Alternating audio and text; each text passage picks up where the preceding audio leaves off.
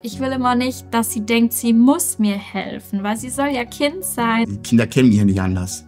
Ne, die kennen, Papa hat kein Bein, ne? Papa hat eine Prothese. Da gibt es schon immer wieder Dinge, wo ich mich dann so denke, Mann, warum kann ich das jetzt nicht? Nach meinem Unfall bin ich auch wacher geworden. Irgendwie wusste ich innerlich, ich krieg das hin. Hallo, ich heiße Betula, habe einen Sohn, 10 Jahre alt, habe eine Tochter, 6 Jahre alt und bin seit 2012 Unterschenkel amputiert. Hi, ich bin Svenja und bin Mama einer 2-jährigen Tochter und aufgrund einer Muskelerkrankung verbringe ich meinen Alltag im Rollstuhl. Also bei mir ist es tatsächlich von Geburt an und das ist eine Muskelerkrankung oder Muskelschwäche, kann man auch sagen.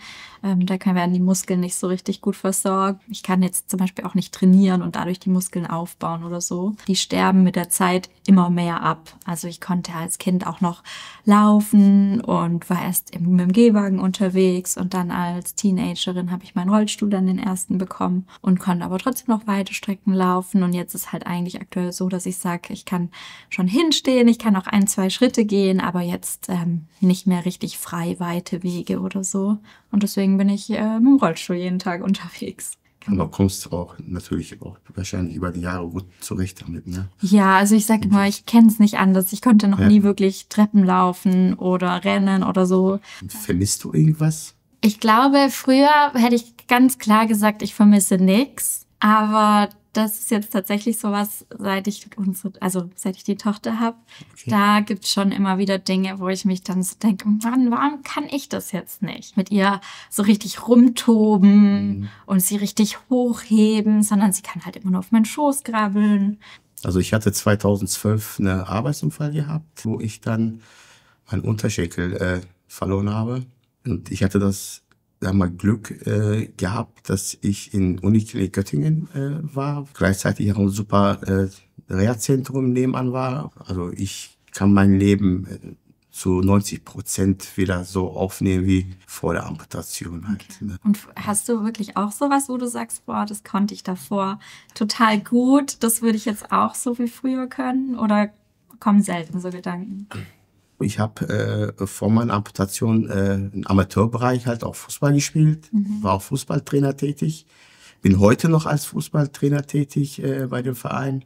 Kann ich wieder Fußball spielen? Das ist so, was man mag und was man gerne macht. Dank Otto Bock, finde ich, das muss man auch sagen, die wirklich permanent an Neufüßen, Arme, was auch immer forschen und sich weiterentwickeln, gibt es auch dafür Füße. Und das sind halt so Gefühle, man kann's. Also ich spiele jetzt nicht 90 Minuten mit, aber ich bin halt dabei so. Ich finde, wenn man, egal was für ein Schicksal man im Leben hat, generell, wenn man das will und möchte. Und es gibt immer einen Weg, das wirklich hinzubekommen. Und ich finde das auch wichtig, halt, dass man diese Ziele hat. Ich glaube, der erste Schritt ist wichtig, das erstmal akzeptieren zu können, weil man kann die Situation nicht ändern, man muss sie annehmen und braucht dadurch nicht in Trauer oder Selbstmitleid oder so versinken, sondern muss, glaube ich, erstmal die Situation annehmen und dann kann eins nach dem anderen passieren. Richtig. Ist das Thema bei deinen Kindern, also deine Prothese, ist das da ein Thema? Nein, für meine Kinder ist das kein Problem, weil ich bin offen damit umgegangen halt. Die Kinder kennen mich ja nicht anders. Ne, die kennen, Papa hat kein Bein, ne? Papa hat eine Prothese. Und die sind damit groß geworden. Die haben meinen Liner genommen, so über den Kopf gezogen, wie so ein Schlumpf damals, und sind rumgelaufen und haben meine Prothese versteckt, wenn die Blödsinn gemacht haben. Ich konnte nicht hinterherlaufen. Ne? Und ja, das waren solche Sachen halt, wo die damit groß geworden sind. Und klar, die haben immer gefragt, Papa, was ist passiert und wie ist passiert. Aber die haben noch nie irgendwas so gehabt, wo sie sagen können, Papa kann das nicht, sag ich mal so halt. Ich habe mich immer darauf auch vorbereitet, das zu schaffen, was man mit den Kindern macht. Wir haben alle meine Prothese vergessen. Also die sehen mich auch nicht als, sagen wir mal, als behindert in Anführungsstrichen halt. Ich habe es schon längst vergessen. Meine Freunde haben meine Behinderung vergessen und ich lebe eigentlich ganz normal. War das die Behinderung bei dem Thema Kinderwunsch ein großes Thema für euch? Nein. Nee, sondern einfach nur allgemein, wie jeder andere jetzt auch.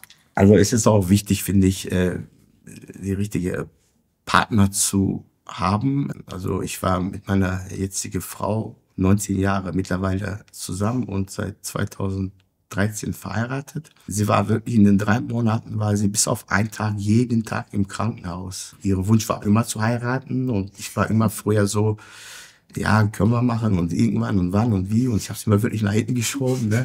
Aber nach meinem Unfall bin ich auch wacher geworden. Die wichtigen Sachen, die verschiebe ich nicht mehr nach hinten. Halt. So zu leben, jetzt bewusster zu leben, ist für mich und für meine Familie das Schönste, was es gibt. Aber hast du dir gedacht, deine Freundin damals will dich jetzt nicht mehr, weil da ja dein Bein fehlt? Absolut, das ist der Punkt halt. Das ist nicht nur Freundin, also generell, du wirst abgestoßen von der Gesellschaft halt. Ne? Du bist ein Amputäter, du kannst nichts mehr machen und du kannst ein Leben nicht mehr so aufnehmen wie früher. Du kannst deine Arbeit nicht mehr aufnehmen, du kannst nicht mehr Fußball spielen, du kannst nicht mehr Auto fahren, du kannst nicht mehr rennen.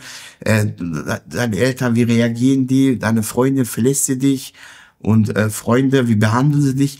Das waren so viele Sachen, die einem wirklich durch den Kopf durchgegangen ist. Und auch gerade in so einer Psychophase, das kann wirklich die Gedanken, die spielen verrückt halt. Und das war auch so gewesen. Und ich bin wirklich froh, dass ich die Prothese angenommen habe und mein Leben so, wie es jetzt ist. Wie war es denn bei dir eigentlich mit der Familienplanung? Hätte man mich früher gefragt, habe ich immer gesagt, nee, ich wünsche mir gar keine Kinder. Ich habe immer gesagt, ich muss nach mir schauen. Ich muss immer wieder ins Krankenhaus zu Arztterminen und kann einfach einige Dinge nicht so. Wo ich immer gesagt habe, ich traue mir das auch nicht so richtig zu. Und dann, ja, habe ich meinen jetzigen Mann kennengelernt und wir waren dann auch schon 8 Jahre zusammen und dann kam irgendwie der Wunsch doch irgendwie immer mehr, weil ich wusste, gemeinsam schaffen wir das. Dann war das für uns schon ein großes Thema, wo wir auch schon viel drüber gesprochen haben, gerade auch in Bezug auf meine Behinderung.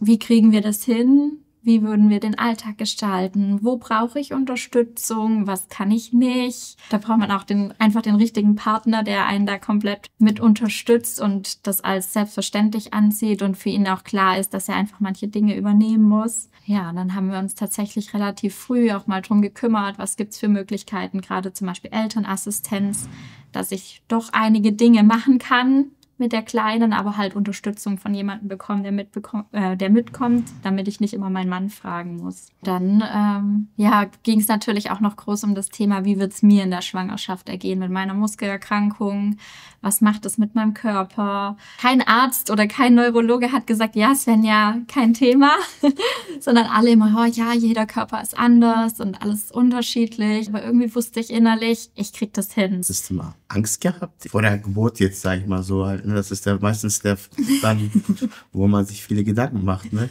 Ja, da war nämlich relativ aber schnell klar, dass es auf jeden Fall ein Kaiserschnitt sein wird. Okay. Ich hatte dann eher Angst vor den ersten Tagen. Wie wird das? Schaffe ich das wirklich so, wie ich mir das wünsche, wie ich es mir vorstelle? Ich habe immer das Gefühl, die Kleine wusste von Anfang an, dass ich manche Dinge nicht kann oder nicht so kann wie andere. Und es hat immer gut funktioniert. Und sie hat auch immer ein bisschen Rücksicht auf mich genommen, sage ich. Allein in der Schwangerschaft, ich sage immer, es war so eine schöne Zeit. Ich erinnere mich daran so gern zurück. Ich hatte keine Wehwehchen, ich hatte einfach nichts. Mir ging es einfach gut. Spannend finde ich auch, wie alle Kinder, so älter die werden, umso andere Charaktere bilden sich. Die verstehen vieles dann besser. Er fragt mich dann immer wieder, ne? Dann kommt er zu mir, Papa, was war das für eine Maschine und wieso konnte das dann doch so nicht gemacht werden? Finde ich auch ganz wichtig, dass die Kinder alles fragen dürfen. Das sage ich auch immer zu meiner Kleinen. Das ist auch wichtig. Was für mich jetzt gerade tatsächlich immer wieder ein großes Thema ist, echt eher so, wie gehen ihre Freunde oder jetzt gerade im Kindergarten. Da ist es mir irgendwie so ganz wichtig, dass sie nicht nachher gehänselt wird oder so wegen mir, weil ihre Mama jetzt im Rollstuhl sitzt. Deine Kinder sind schon älter. Was hast du dafür? Ich denke, also wenn man mit der ganzen Sache offen umgeht und wenn ich meinen Sohn oder meine Tochter im Kindergarten abgeholt habe, dann habe ich mich nicht versteckt, habe gesagt, ich habe jetzt eine Prothese, ich muss eine lange Hose einziehen. Nee, genau das Gegenteil. Ich bin halt mit einer kurzen Hose in den Kindergarten reingegangen, habe die Kinder abgeholt. Die haben vielleicht am Anfang mal gefragt, was ist passiert, habe ich ihm das kurz erklärt. Also ich denke mir, gehänselt werden die Kinder nicht. Also ich kann nicht von mir jetzt erzählen, also von meiner Erfahrung her. Ziel ist es ja auch, dass für meine Tochter, oder das ist schon so, würde ich sagen, dass es fast selbstverständlich für sie ist, dass ich diese Behinderung habe und dass sie da auch in so einer Situation zur Not mal ganz neutral mit umgehen kann und es gar nicht vielleicht auch erklären kann, dass es gar nichts Schlimmes ist. Das wäre schön. So wird's auch sein. Also was mich mal so interessiert ist, ob du irgendwas so aktiv im Kindergarten machst mit deinem Rollstuhl, dass die Kinder mal vielleicht sehen, dass es gar nicht so schlimm ist, wie es aussieht oder so halt, ne? Ja, also jetzt bei der Eingewöhnung, da war ich halt jeden Tag ja dann im Kindergarten und da war der Rollstuhl an sich schon ein großes Thema, wo ganz viele hergekommen sind und gucken wollten und mal anfassen wollten. Und da bin ich zum Beispiel immer relativ da offen und sage, ja, kann nichts passieren, kannst ruhig mich auch mal schieben oder so. Oder wenn es sich ergibt, habe ich auch öfter schon mal Kinder fahren lassen und bin umgesessen oder so.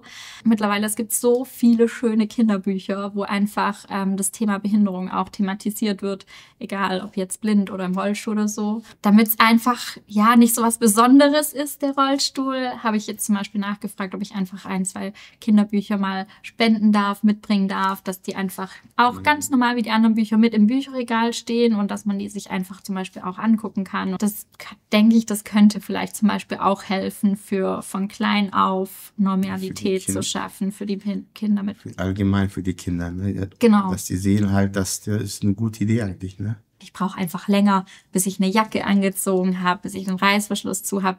Ich krieg alles hin, aber ich bin halt langsamer. Sie sieht dann halt, dass gerade mein Mann zum Beispiel, wenn es schnell gehen muss, dann kommt er halt kurz, zack, und hilft.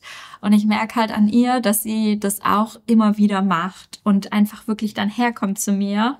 Und wenn wir gerade vom Kindergarten heimkommen, dann sage ich immer so, ja komm, zieh mal bitte deine Jacke aus. Und dann sagt sie immer, ich helfe dir mit deiner Jacke und du hilfst mir mit meiner Jacke. Und so, das finde ich eigentlich ganz süß.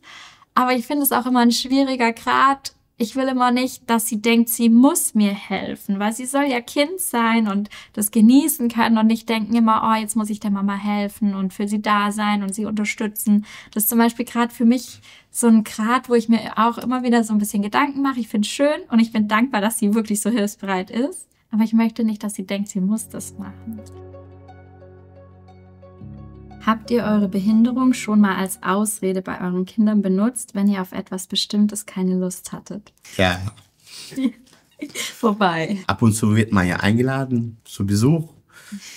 Und es war schon mal jemand, da wollte ich nicht hin. Mhm. Und dann habe ich gesagt, mein Bein tut aktuell weh und ich kann die Prothese nicht anziehen, ich kann leider nicht kommen. Manchmal schon ganz geschickt. Ja. Ich habe es einmal, glaube ich, versucht. Ging um so ein Spiel, wo da springt so eine Karotte aus so einem Turm raus und man muss die ganze Zeit so tanzen und ja, genau. Und irgendwie habe ich diese Stimme schon so oft gehört, dass ich da einfach keine Lust mehr drauf hatte, nochmal dieses Spiel zu spielen. Und dann habe ich gesagt, boah, guck mal, das liegt da oben im Schrank, ich komme da gar nicht so richtig dran. Und dann hat sie gesagt, ja, kein Problem. Und ist halt auf meinen Schoß gekrabbelt, hingestanden und hat sich's halt dann rausgeholt. Also ich hatte jetzt keine Chance, das als Ausrede tatsächlich mal zu nutzen. Was waren die dümmsten, ungefragten, aber gut gemeinten Ratschläge, die ihr euch als werdenden Eltern anhören musstet? Also bei mir waren es jetzt eher keine Ratschläge, würde ich sagen, sondern Dinge, wo die Leute von ausgegangen sind. Dann haben die immer gleich gesagt, ah ja, dann bleibt ja dein Mann zu Hause, oder? Und wo immer so gleich dargestellt wurde, dass ich nicht fähig bin, sozusagen mit dem Kind zu Hause zu bleiben. Wo ich immer dann gedacht habe, nee, das zeige ich euch, das geht auch anders. Ja, das ist auch, finde ich, wichtig, dass man das auch Leuten auch zeigt, dass das anders geht. Wir leben ganz normal wie alle anderen Menschen auch. Und ich finde, das ist auch ein Punkt, wo die anderen Menschen das auch mal selber erkennen müssen und sehen müssen, hey, dass man mit der Prothese ganz normal leben kann. Wenn es einen Leitfaden für Elternschaft mit Prothese oder Orthese gäbe, was wäre eure wichtigster Rat für Kapitel 1? Also ich glaube, es gibt keinen Leitfaden. Jede Behinderung, jeder Rollstuhl, jede Prothese ist, glaube ich, anders. Also ich würde, wenn sagen, einfach offen sein. Vielleicht nicht zu viele Gedanken vorher machen. Das habe ich mir ganz viele Gedanken gemacht, überlegt, wie kriege ich was hin, mit welchem Lösungsweg, wo ich Hilfe bräuchte oder Unterstützung. Später war es dann ganz anders, wie ich es mir dann ausgemalt habe. Wir haben dann einfach alles auf uns zukommen lassen und haben dann habe ich mit der Kleinen gemeinsam meinen Weg gefunden, der richtige für uns ist. Und da vielleicht gar nicht sich so viel Gedanken zu machen oder den Kopf vorher zu zerbrechen. Ja, also so ungefähr ist das ja auch am Ende. Also wachsen ja mit uns auf. Die sehen, Papa hat kein Bein, Papa hat eine Prothese, Papa kann fast alles damit machen. Und ich glaube, jeder muss in seiner Situation einfach abwarten, auch wie das Kind einfach ist, wie das Kind reagiert. Jedes Kind ist vom Charakter, jede Behinderung ist anders. Also einfach ein bisschen auf sich zukommen lassen.